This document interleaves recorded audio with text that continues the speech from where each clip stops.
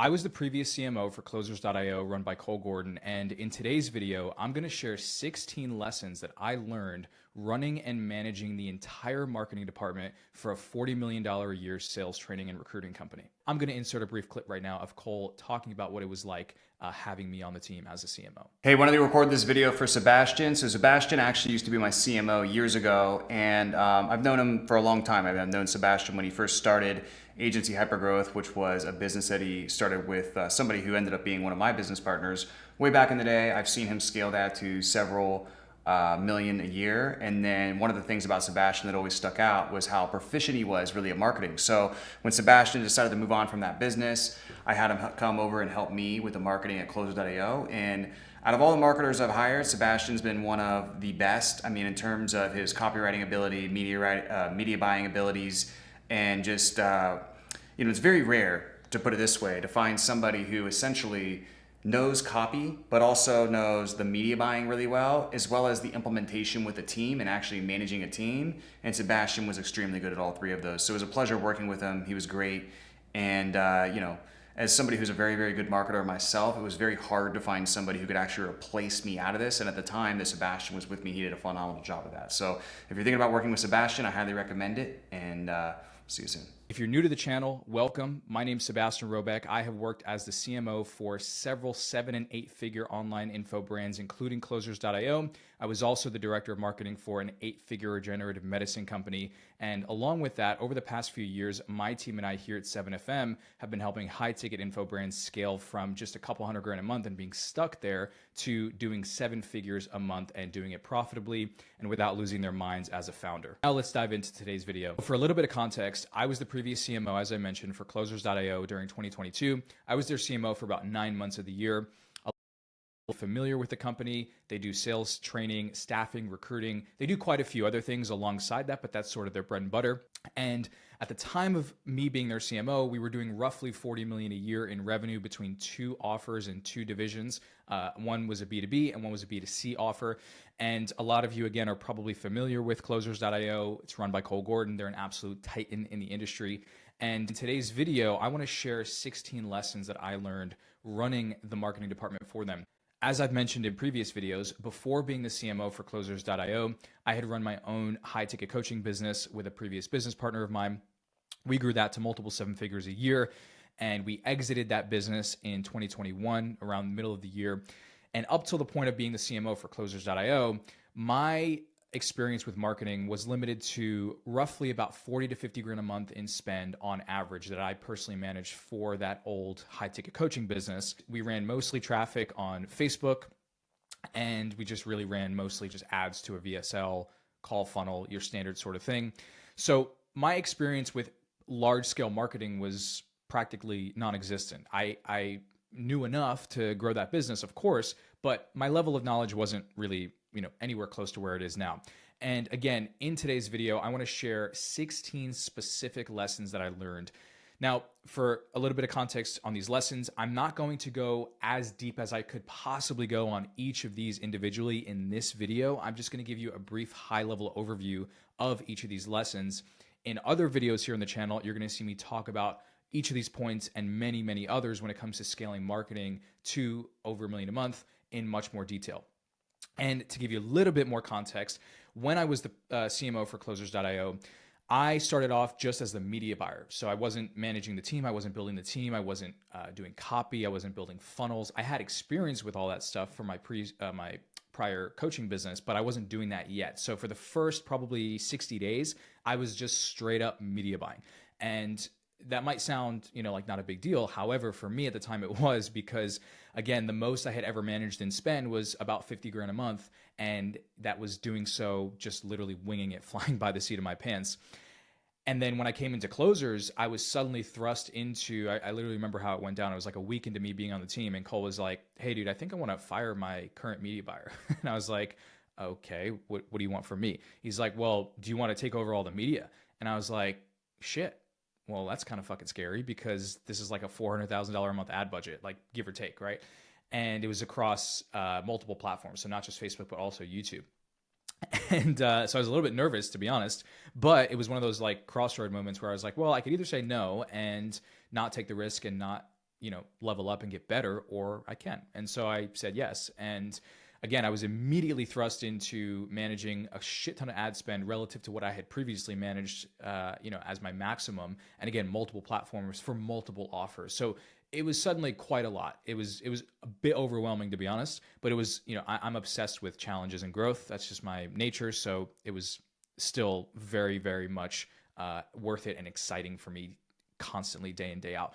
And so, we ended up spending probably well over 450 to 500 grand a month, consistently. I was managing the spend by myself. And then I started to build out the marketing team, host the marketing meetings, build projections, work with the sales team closely, all the good stuff that comes along with being a full-on CMO.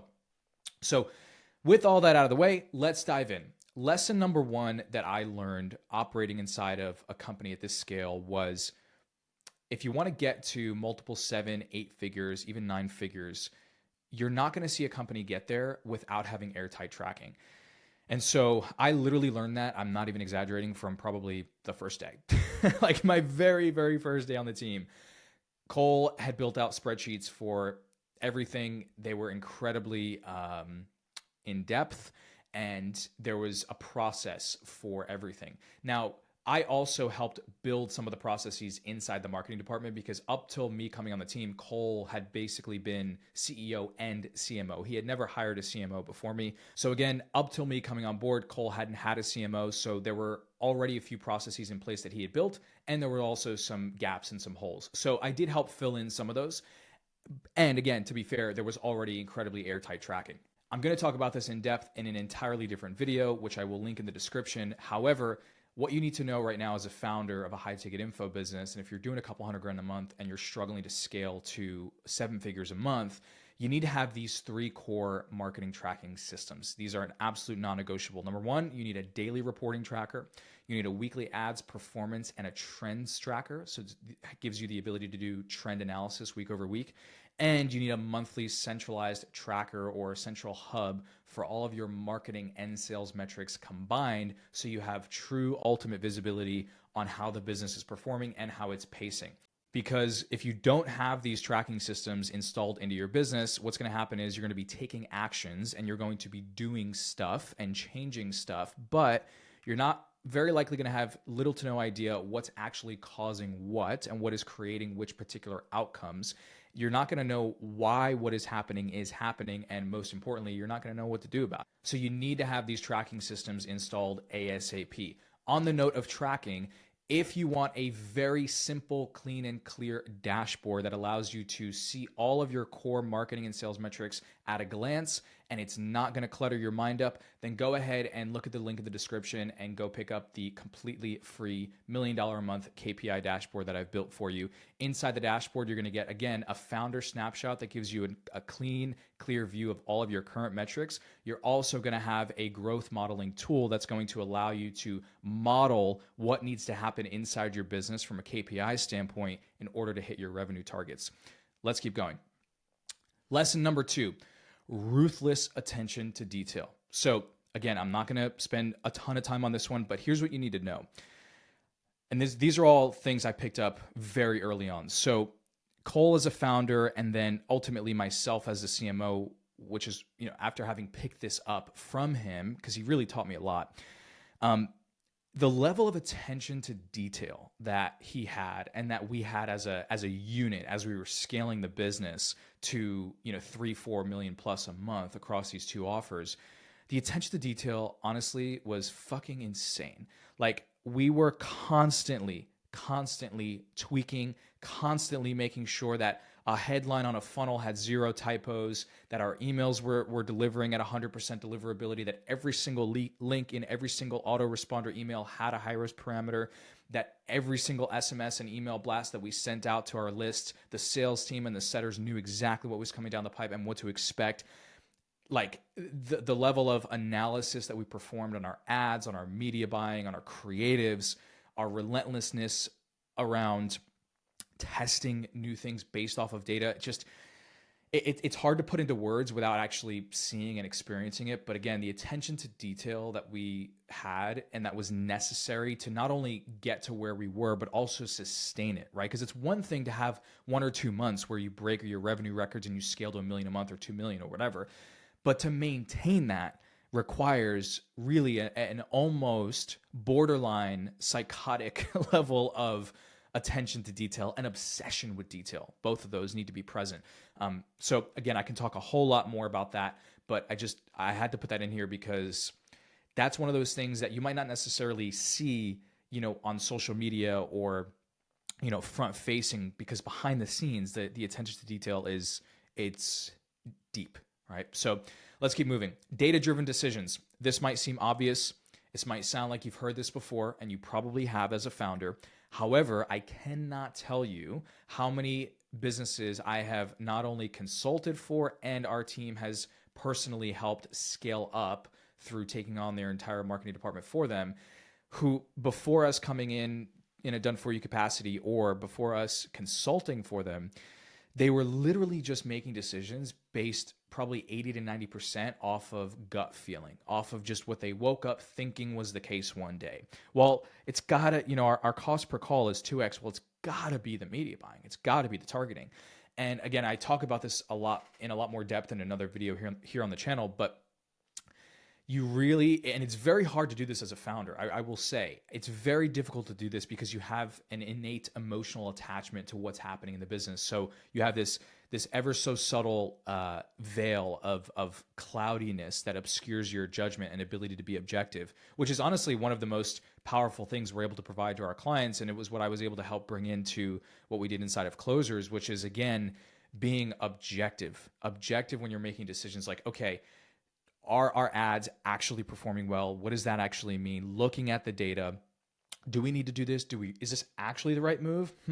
Because typically 9 times out of 10, what you'll find, unless you just get a ping and it just like you have the exact right decision in the first try, most of the time when you're diagnosing a problem in the business, especially when it comes to scaling the marketing and the client acquisition and the sales, the first 1 to 2 solutions you come up with are very likely not going to be the right solutions, or not going to be the solutions that are going to yield you the highest amount of return for the lowest amount of effort. It's going to take a little bit more fine-tuning, tweaking, diagnosing, right? It's essentially, it's like we're almost like doctors, right? We're literally like diagnosing the patient in the form of the problem in the business. And so you have to look through it through that lens and understand that these decisions that you make have a cost. And when you make decisions off of gut feel, it's not like it just, it's just a shitty decision you can bounce back. Of course, sometimes you can, but oftentimes, and I've seen this happen countless times, you can make a decision from a place of gut feel, and it can truly cost you multiple 6 figures if you're not careful, especially if you have other things not fully dialed in, like your tracking's not fully dialed in, like your attention to detail isn't as ruthless as it needs to be.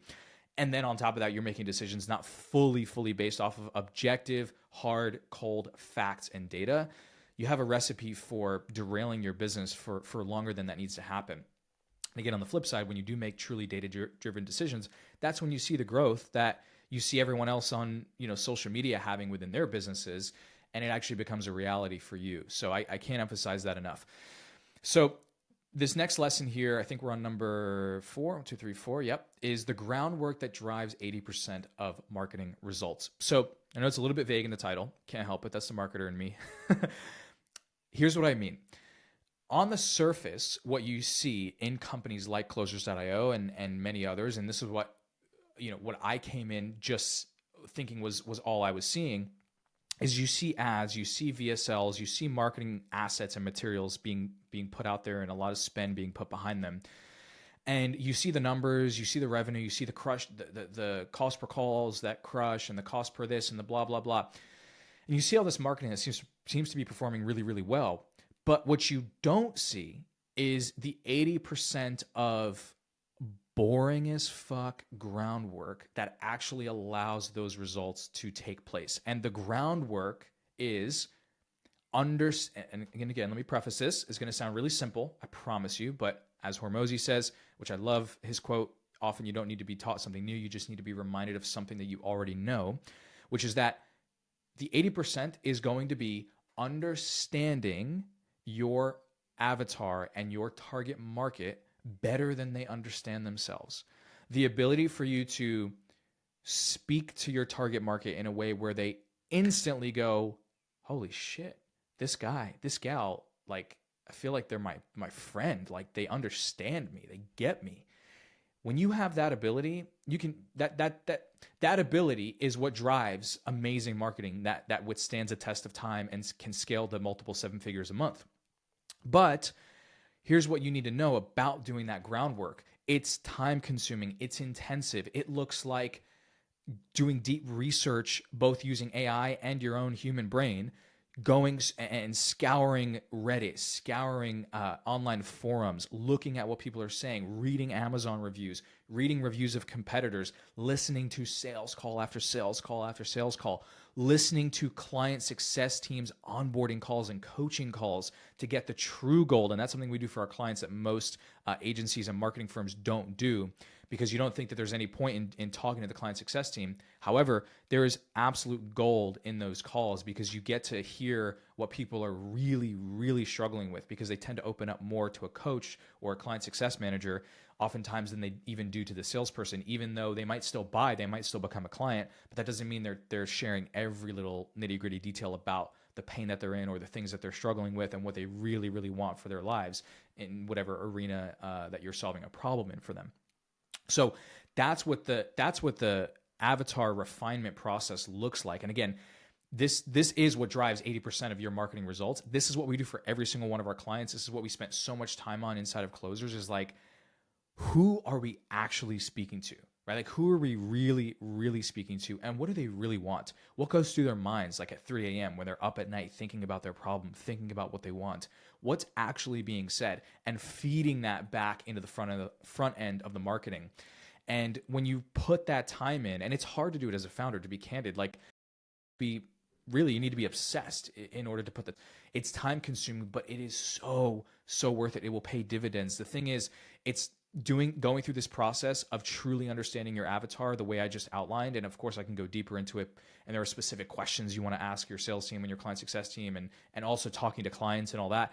But just know that boring, unsexy groundwork, it's not going to yield instant results. Like, you can put an Instagram post out and get some likes, get some comments, get some leads, maybe book a few calls, maybe even close a couple clients. Quick, right? That's like microwave hits. This work that I'm talking about doesn't do that. So for a lot of founders and even marketers, they neglect it because it's boring. It's unsexy. It doesn't give you a dopamine hit. However, long term, it will allow you to stand the test of time, withstand changes in the market, outpace your competition, become the category of one, all of those things, if you put the work into this groundwork. I promise you. So please, as a founder, as a marketing team, do not underestimate this. Next up, boredom kills. Whew, this is a big one. Again, I can go deep on this. Here's what you need to know. This is one of the lessons that Cole taught me very early on, and I've carried this into everything that I've done since then. I remember him telling me one day on a call, because I was like, dude, I think we just need some new ads, bro. Like, we need some, we need some fresh new ads. And sometimes that's true. Don't get me wrong. However, in this instance, he was like, let me tell you something. You're always going to get bored of your marketing before the market does. And I was like, fuck, that's true. Because we're in our own little echo chambers, our own little vacuums of looking at our ads every single day. We watch the same fucking ads every single day. So to us, they're boring, they're old, they're outdated, right? And this is such a common trap that marketing teams and founders fall into, where they go, we need a whole new insert thing, whole new set of ad creatives, whole new VSL. We need a bunch of new stuff. And again, nuance, right? Sometimes that's true. However, often it's not necessarily the case. And again, you need to understand that your own boredom with your marketing will kill you faster than your marketing will actually become boring to your market. So replay that, because that's incredibly, incredibly important for you to understand. So on that note, I'm going to keep going. Traffic diversity. This became incredibly important as we started to scale, which was not being over leveraged and over reliant on one ad platform. So a lot of our spend was on Facebook for a while. Then we rolled out YouTube. YouTube absolutely crushed for us, especially and primarily for our B2C offer, which was a like a biz op kind of thing. So didn't really run it much for the the B2B offer at the time. That was pretty much entirely Facebook plus organic and email. But YouTube was a really key piece for us scaling the B2C division, because Facebook, as you scale, Facebook just becomes a lot more volatile. It becomes a lot more unreliable. And also with Facebook, particularly, when you start spending 5, 6, 7, 10 grand plus per day, the need for new creatives on a weekly basis often becomes not just important, but it becomes a must have if you want to maintain scalability, or sorry, if you want to maintain profitability at scale. And if you don't have the bandwidth and the team capacity to do that, you're gonna feel it. Your returns on Facebook are gonna start to drop little by little, but you will notice it. YouTube is not the same in that regard. I have often found creatives on YouTube to be able to run for 6 months plus, sometimes even longer, 8 to 9 months. We actually had a couple of ads that did that for us on YouTube. So yes, you still need to do creative testing on YouTube. That's no question, similar to Facebook, but you don't need to do it in the same level of intensity, in my experience. And when I say in my experience, I'm talking, I've managed upwards of 15 grand a day on YouTube for, several clients. And when we were spending on YouTube over at Kohl's, I think the max we were up at was like probably about 6 to 7 a day. So it was a lot of spend. And I've seen a handful of creatives be able to hold. Now, sometimes you're going to have to go through a lot of creatives to get to, that's a whole other topic, right? I'm not going to go too deep on that. All you need to know is that as you scale, you need to diversify your traffic sources, especially on the paid side. So if you've been primarily focused on Facebook, get some YouTube into the mix. I promise. Start doing YouTube organic and run a very low budget, simple YouTube content retargeting campaign where you retarget people who watch your videos. That'll be one of your most profitable campaigns. I promise you. It's one of our favorite plays to run for our clients, especially ones who have significant YouTube channels and followings. Traffic diversity also means, things like organic and email. So it's not just on the ad platform side. However, if you are currently reliant on one ad platform, I would strongly advise you to start diversifying soon. So next up, maniacal testing. Again, can talk a lot about this. To keep it brief, you got to test everything. And this is something that I picked up very quickly working alongside Cole, which is you really do have to become kind of fucking psychotic and obsessed with testing shit. And when I say testing stuff, I mean testing everything, not just testing new hooks on your ads, testing different CTAs, testing different headlines on your landing page, testing different colors on your buttons, right? Again, some of these things sound small, but they do make a difference at scale, especially at scale, okay? Testing different application lengths, testing different formats of your questions on your application, testing new post-booking content flows, testing new post-booking FAQ videos, testing out what you send to people before their calls. All of these different micro variables throughout a funnel, throughout your overall ecosystem, because we don't really look at things through the lens of just a funnel, because really one funnel is a singular component of a larger marketing ecosystem. It's what we call here at 7FM the 8-figure ecosystem, because you need an ecosystem. And when it comes to maniacally testing, you need to be testing different parts of that ecosystem, testing different styles of content on your YouTube channel, on your Instagram organic, on your LinkedIn if you're doing more B2B, seeing what's resonating more with the audience. Obviously testing different things on the ad side, just a maniacal devotion to testing pretty much constantly within reason, of course. And also obviously goes without saying, you need the processes to track the results from all of your tests, but you need to be testing often, because you'd be surprised at how often just a little bit of a different twist, a different flavor on how your landing page is positioned, or what you're saying in your ads, or what your written copy on Facebook is saying, or what images you're testing. You'd be surprised at how quickly those can start to make a difference. So again, maniacal testing. Process for everything. This is huge. There was very, very rarely anything that we did within the marketing department that didn't have a process attached to it. So if our email copywriter was delivering new emails, there was a specific place to send those for review inside of our project management tool. At the time we used Asana. I don't know if they still do, but There's a specific process for that to happen. There's a specific process for new ad creatives to be delivered from our video editing team after they've gone through their final editing process. There's a process for revising those ad creatives. There's a process for launching new ad creative tests and tracking the results and documenting which creatives worked, which creatives didn't, and why we believe that was the case. There's a process around everything. So any other action you could imagine that took place in the marketing department, there was a process for it. Without a process for as many of the actions that take place as possible within the marketing department, it's very easy to have just utter chaos and for everyone to just be running around like a chicken without a head and just doing whatever comes to mind on a given moment. And that's usually a recipe for disaster. Next up, this is an interesting one. So try and prove yourself wrong. So oftentimes as founders, as marketing teams, as time goes on, especially if you're doing, say, 200-300 grand a month, you've obviously gotten to that point because to a degree, something is working and something has worked so far. However, what I've found that happens very often is as founders, we tend to create these beliefs in our mind about what's true. And we create these narratives, and narratives can be very, very powerful. They can also be very damaging if left unchecked and if left unchallenged. So you might have a belief that your market, for example, your target market resonates with messaging that talks about X pain point or X desire, whatever it is.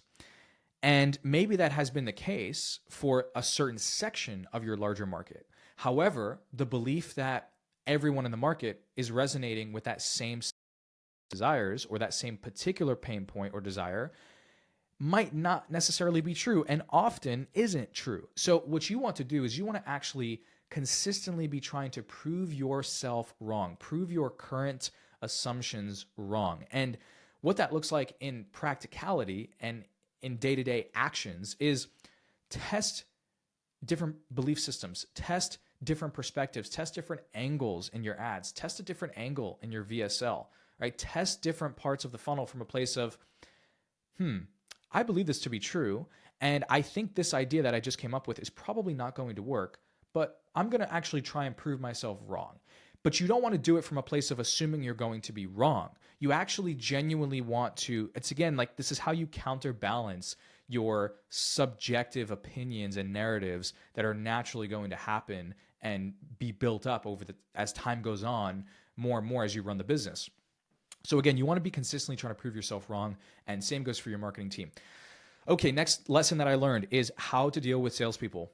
Huge topic, huge topic. This is something that most marketers don't really understand how to do at a high stakes level and at scale.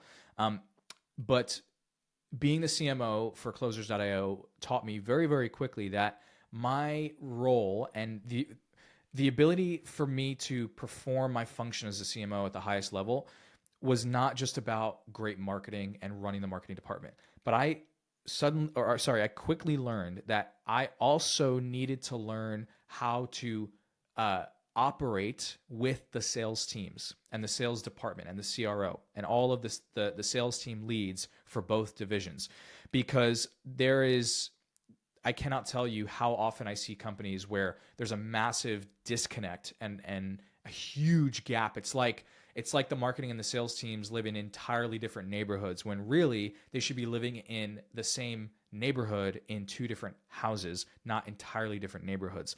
And when you don't have cohesion between both departments, your marketing is going to start to fall flat because you're saying stuff that you believe the market wants to hear, not based off of what's actually being said by prospects on sales calls. And it's damn near impossible. It is impossible to set projections, to set targets, to course correct on the way to hitting those targets, and to ultimately hit those targets if you're not setting such targets in tandem with the sales team. Because, for example, you need to know things like, well, did the team of 6 closers that we have for our offer suddenly drop down to 4 closers because one left and the other, or both left? Let's just say one got fired and one decided to go close for a different offer. Well, that changes things. That changes the calendar capacity, which means it's going to change how much we can spend and how much we should spend if we're being smart about profitability. It's going to change realistically how many closes and how many units we're likely to do over the next 1 to 2 months, because to replace 2 closers is going to take some time, and it's going to take some ramping up and training of new closers, which means we're going to need to have some more ad spend go to new closers, and that ad spend going to those closers is probably going to be far less efficient than the current sales team. So that can throw things off for 30 to 60 days. So you need to know those things, and then you need to know as a CMO how to course correct and adjust based off of that. And again, that was a lesson that I learned very quickly. Another micro lesson within this larger salespeople conversation is that, and again, I could talk a lot about this, but salespeople often have a very specific set of biases that they tend to lean towards. What I mean by that is, more often than not, in my experience, salespeople and sales team leads tend to, not always, but tend to bias more towards marketing needs to fix stuff. Leads need to get better. We need more leads and more calls, and they need to be better quality. And that's the reason why we're not converting enough. Now, again, let me be clear. I'm not trying to shoot down sales guys here, because I love working with sales guys, and you guys are obviously an incredibly crucial function within any business. And simultaneously, I very quickly learned that if I just crumble at the requests and the desires of the sales team, then I am not doing my job as a CMO properly. So if a salesperson or a sales team lead goes, "Hey, Sebastian, I think we should increase the budget by $1,000 a day," and I just go, "Okay, cool. Yeah, I like that. I'll increase the budget." Well, now I'm basically taking orders from the sales team, and I'm not actually holding my ground and my position as the CMO, because the marketing department, and this is how I was trained by Cole and how I looked at it when I was there, is like, it's my business. So I need to like honor the sacredness of that, for lack of a better word. And I can't just go and do whatever because the sales team thinks we should. I need to go, okay, why do you think we should scale to 1,000 a day? Can you actually give me some like reasoning behind that? And then if a sales team lead goes, "Well, here's why," and it's because, we just lost a closer, or we're doing really, really well, and we could just use some more opportunity. And I believe that if we had 4 more calls or 5 more calls on calendar a day, or whatever it is, then we would hit our target, or blah, blah, blah, whatever it is, like some actual grounded math and logical reasoning as to why, as opposed to just trying to tell the CMO what to do, then there's a lot higher of a chance that we'll actually make those changes. But you can never just make the changes on the marketing on the whims of a salesperson or a sales team lead. Another big one here is, you're often going to hear salespeople go, "The leads are shit," right? How age old is that? However, the amount of times that this happened in closers where we just hit a weird patch of 3-4 days of weird leads, because that's how Facebook is, that happened all the time. So if every time that happened and the sales guys went, "Guys, marketing team, we got to change something, man, because the ads, they ain't hitting the same. We're getting these weird, shitty people." If we change the entire marketing every single time that happened, we would be fucked. Like, we would be truly, truly fucked, because we would constantly be playing this game of whack-a-mole, changing shit all the time, and we'd burn out and we wouldn't actually scale. So the amount of times I had to go, "Cool, I hear you guys. Leads have been weird the last couple days. If it continues for another 3 to 4 days, we'll consider making some changes, not guaranteeing that we will, but we will consider it if it continues, if it becomes a trend, not an occurrence." So it's very, very crucial to understand the difference there, and you got to know how to deal with that when it comes to salespeople, especially because, truthfully, a lot of salespeople have big egos. So within having a big ego often means they're going to come with an idea, with an assumption, almost with an order, and they're going to have a lot of confidence and certainty. They're going to hold themselves. They're going to go, "Guys, we got to increase spend because boom, boom, boom." And if you're not clear enough on truth and data and what's actually happening as a CMO or as the founder, it's easy to fall into just, again, operating on the whims of a sales team lead. And that's not to say that they're always wrong, because there are going to be plenty of times where they're correct. And you have to understand and be able to delineate when they're not. Next up, big lesson that I learned was a huge part of staying on track and hitting your targets as a business, and specifically as a marketing team, is you got to have marketing team meetings. So if I remember correctly, it's been a little while now, but at the time, I think we were doing 2 marketing team meetings a week for a while. I think we did ramp up to 3 at one point, but when you do more than 3, it tends to get just a little bit redundant, and you don't actually need that many. It's different to sales teams because with sales teams, you need to kind of the constant checking in, the constant morale, the daily huddles are really, really valuable for a lot of sales teams and a lot of salespeople, but it's not necessarily the same for marketing. Now, again, I can talk a lot about how marketing meetings should flow, but I'll just give you the overall sort of 4 main points that we would hit. I can go a lot more, deep into each of these, but to keep this video as short as I can, these are the 4 big parts. So we would typically start off by sharing some personal wins. So we're not just jumping on and being robots and going, okay, numbers, data, blah, blah, blah, blah. We're actually being human beings. And this is what we do with our teams internally, right? So personal wins, then we will then dive into stats, projections. Okay, where are we at? How do we do over the past week? How are we pacing for our monthly targets? Are we on pace, off pace, why, etc.? Okay, and then we go into solving problems. So this is typically both marketing problems and sales team problems. So we do like to have the sales teams on these meetings as well.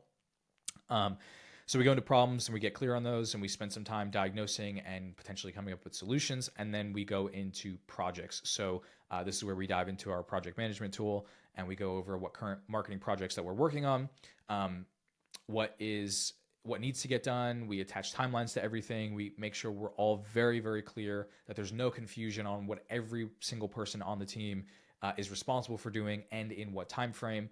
And we make sure that if there's any ounce of confusion or lack of clarity on any of those projects, we address that on the meeting. So then that way everyone can leave the call just going and executing, not wondering what they're supposed to be doing. And then there's these kind of black holes of operation and execution. Next lesson that I learned, better ads can fix a lot of problems. Let me be clear. Better ads will not necessarily always be the solution or will fix all of your problems. However, again, nuance, nothing here's black and white. Specifically within closers, there were a lot of times where, we would have kind of these weird lulls of marketing performance or sales team performance or whatever, and we weren't quite hitting our revenue targets 1 week or 2 weeks or whatever the case may be. And there were many instances where we just tested some new ads with some fresh angles, with hitting on different pain points, different editing styles, different backgrounds and sceneries. And they were just better than the other ads we ran before, and they worked better, and that was all we needed. So again, sometimes the answer and the fix to what you might be struggling with on the marketing side and the client acquisition side can actually just be quite simple, and sometimes better ads can really just do the heavy lifting there. Okay, this is a big one. Again, I'm going to try and keep this brief.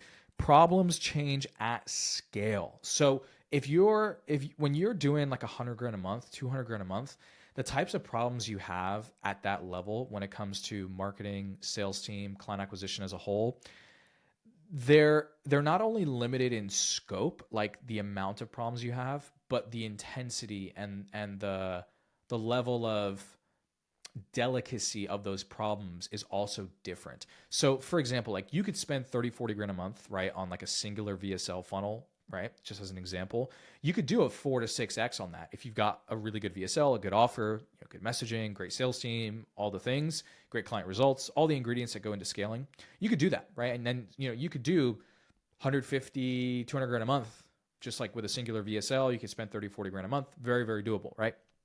Now, if you were to take that same VSL funnel, say, again, assuming it's a call booking funnel, and if you were to 5x the spend on that funnel and start spending 150 grand a month, things will change drastically because things will break. You will suddenly get a massive spotlight on huge inefficiencies, huge areas where you're lacking in either like content nurture or sales ops and sales efficiency. That's usually one of the big areas where spending more and scaling a singular marketing asset tends to shine a light on the most very, very quickly. But also you will start to see your costs go up because maybe you have messaging that isn't actually scalable to a larger portion of your market. It's very specific, very, very niche, which isn't a problem because you can still do that horizontally at scale, as I've talked about in other videos. But you will know very quickly if the one particular messaging pocket you're hitting is scalable or not. And again, like I said earlier, your back-end efficiency becomes increasingly just crucial. Doesn't even do it justice. I'd say just like vital, absolutely vital, right? So as you scale and you start to ramp to a few hundred grand a month, 500,000, 800 grand, $1 million a month, and you're spending multiple six figures a month, which is what you're going to have to spend to get there. Things like your email marketing, your organic, doing once to twice per month live workshops, which we absolutely love doing for clients because they just fucking crush. Your setters, your sales ops, your sales team performance, everything around the sales department, all these surrounding elements that go far beyond just your funnels and your ads become absolutely mission critical. Because again, this is why, as I mentioned earlier in the video, we build what we call the 8-figure ecosystem for our clients, because you gotta have everything present. You gotta have all of these different components present, consistently doing them well. You need to have a ton of content on your YouTube channel, on your Instagram, potentially on your LinkedIn, maybe even TikTok. You got to have stuff for people to consume. You got to be sending emails often. They got to be good emails. They've got to shift beliefs. They've got to show social proof. You got to have your testimonials plastered on every single wall you could possibly plaster them on, digitally, of course, speaking. You got to be doing all this stuff, right? That's why so few businesses actually scale to over $1 million a month, because truthfully, it's fucking hard. And it takes a lot. It takes a lot of energy. It takes a lot of manpower, women power. It takes a lot of time, resources. It's not easy. And I can tell you from firsthand experience, not just from being within closers.io and being the CMO, but doing this now for several clients, and the same thing in that regenerative medicine company that I mentioned at the beginning here. You got to have these things present, because if you don't, you're basically going to be this one-trick pony trying to just scale vertically. And back in the day, that used to work. 5-6 years ago, when I first got into the online marketing space back in 2017, so like 7 years ago, and before that, you could scale one funnel to like 800 grand a month, $1 million a month, and you could just fucking go crazy on it. And it worked. And that used to happen like clockwork. Doesn't happen the same anymore. The markets everything's just in a different landscape. So you have to adjust accordingly. So you have to be aware of that if you're starting to scale, especially if you're at like 200 to 300 grand a month and you want to get to 500,000, 800, $1 million a month. Just know that things are going to change as you scale. So be prepared. Next up, traditional ad metrics are meaningless. I'm going to run through these last three here very, very quickly. So to put it bluntly, without giving you a bunch of explanation, when we were scaling closers.io, we didn't give a shit about cost per click. We didn't care about CTR. All we cared about when we looked at ads and campaigns was how are they performing on bottom line ROAS, cash collected, CPA. That's it. That's all we care about. Occasionally, we will look at those metrics to see if there's some patterns and some causation and correlation between performance and those metrics. But more often than not, we were not making decisions based off of those front-end ad metrics, CPM, CPC, CTR, thumbs-up rate, unique outbound click rate. Yes, again, we look at those, and if there's anomalies, count, but more often than not, we're looking at, is this ad producing revenue and cash at a CPA that's profitable for our P&L or not? And then making decisions based off of that. The real work is done in private. This is huge. This is huge, honestly. Similar to what I said earlier about the groundwork being the market research and understanding your avatar. You see a company like closers.io, 40, 50, 60 million a year, whatever they're doing now at this point. You see the numbers, you see the growth. What you don't see is, for example, when I was the CMO and when I was just starting off as the media buyer, what you wouldn't have seen was the several 2 to 3 hour long calls every single week where Cole and I were on Zoom, staring at fucking spreadsheets, staring at ad accounts, just analyzing, thinking, plotting, trying to figure shit out, trying to make stuff better, tweaking, optimizing, all of those boring ass calls. Well, not boring for me, but for most people, they're boring and they look boring. They don't look sexy, right? We're going through our audits. We're auditing all of our ad accounts, and I'm giving ideas. He's giving ideas. We're trying to figure shit out. That stuff ain't the sexy stuff, guys, but that's the real work. That's the real work that actually drives results and actually brings the business to the points that you see people talking about on Instagram. Lastly, attribution timeframes. So it's very easy to get caught up these days in the world of, I want to know exactly how long it takes for someone to become a client. I want to know exactly what platforms they're coming from. What's our platform revenue, per traffic channel, et cetera, et cetera. And yes, we did look at all those things. And yes, we did have a ruthless level of attention to detail on all of them. And with that said, especially now, this is even more so the case currently in 2025 than it was, even just a couple years ago. Customer journeys are very, very complex, and they're multi-layered, which means, again, somebody might see an initial ad. They might not even engage with that ad, but they then come to your Instagram profile or your Facebook page. Then they go to your home website. Then they're on your YouTube channel. They opt into something from your YouTube channel. Then they go back to your Instagram because they saw something they really like. Then they stalk your Instagram for 3 days and watch a ton of your content. Then they go and open 1 or 2 emails and click an email. Then they book a call. They don't show up for the call. Then they go back to your Instagram. You get the point. It's what you need to know at the end of the day is MER, marketing efficiency ratio. So how much are you spending? How much money is coming back into the business? That is ultimately, and this is especially true right now, currently for our clients here at 7FM, when we're scaling them to $1 million a month and beyond.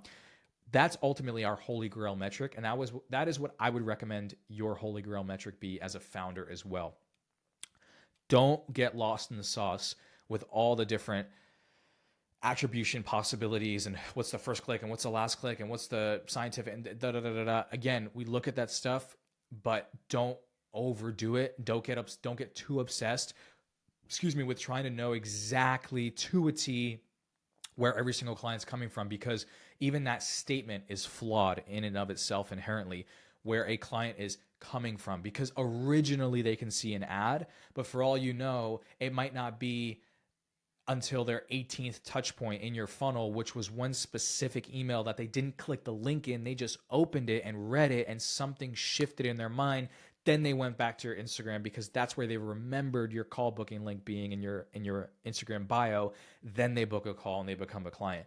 But you can't possibly know all those things. You can have an idea. You can look at your high-risk tracking customer journey dash, and you can have an idea, but you're never going to know for sure. So I just implore you to not get overly consumed, because it's easy to by these attribution timeframes. Okay, that is it for today's video. I hope you found this helpful.